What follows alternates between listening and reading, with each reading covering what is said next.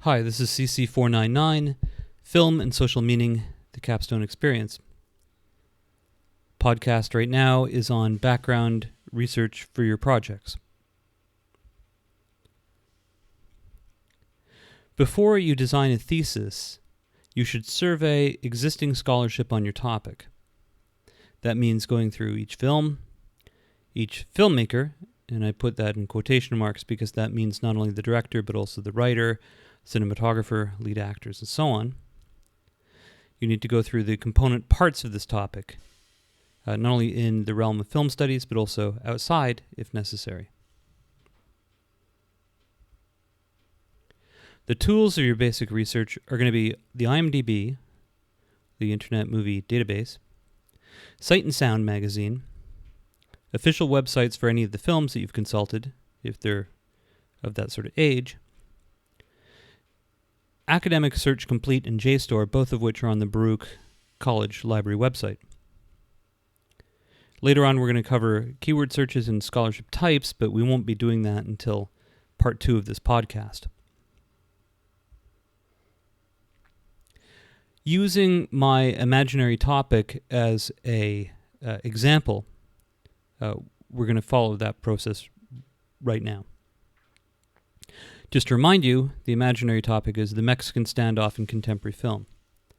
A working definition is that two or more characters engage in a plot-critical discussion, like something that really is important to the narrative, which momentarily pauses, either with guns at the ready or drawn, followed by some sort of resolution that may or may not be violent. And this definition is very, very broad because, at this point, we don't know what we're going to discover through our research. My jumping off point was a quotation by J. Robert Oppenheimer, the person who ran the Manhattan Project, invented the atomic bomb, when he said later on, he said that, quote, "We may be likened to two scorpions in a bottle, each capable of killing the other, but only at the risk of his own life," quote. I think this kind of mutually assured destruction thing is one of the driving forces behind the appearance of this trope in film, but there's a lot of research that I would have to do to try and figure out if that's even a useful theory to have. Other people have suggested that the trope may be related to games theory, or it may be related to, the so-called prisoner's dilemma, which is a sort of a logical problem. And as far as the definition itself goes, we may have to decide if, by definition, you need to have more than two people in this, or if 2 is the right number. You may have to decide if the guns need to be drawn, or if they can just still be in the holster. And you also have to decide whether or not it's a meaningful trope as it is. It might just be a subset of a duel. Anything from gunfighters at the OK Corral all the way to knights with swords. So, the basic tasks that I have for my research are to define this trope, to trace its history, to classify its subtypes, catalog its occurrences, list its practitioners. And these are all C-level tasks, which means I can't build a viable project out of just, say, for example, tracing the history of the trope of the Mexican standoff. That would only get me a C.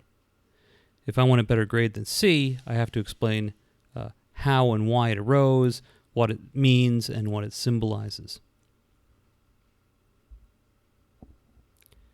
And through all of this, there's still not a thesis in sight. To find that thesis, I'm going to have to review all kinds of scholarship, and this includes scholarly, refereed, or otherwise peer-reviewed sources, and non-refereed sources. Now, you can use non-refereed sources to find refereed sources, but you have to remember that non-refereed scholarship frequently misrepresents real scholarship.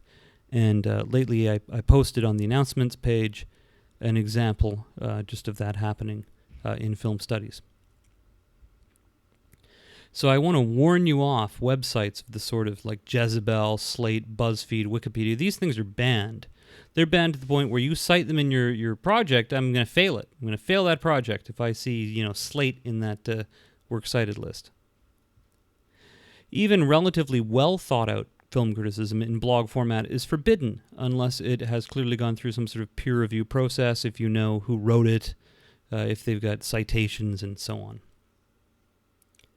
So don't casually cite these websites in your projects. I mean, you can use them now to try and find other sources of information, sort of like gateway sources of information, but don't take them seriously.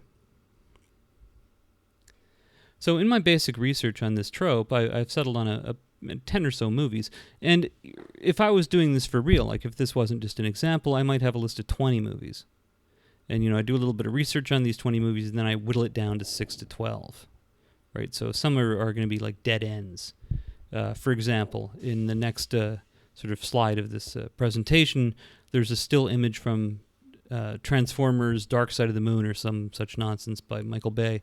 And there's no way I'm putting a Michael Bay film into my my imaginary capstone project.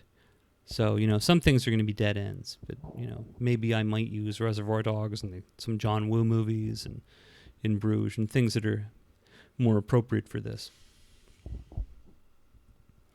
So what you want to do really is you want to budget your time well in advance.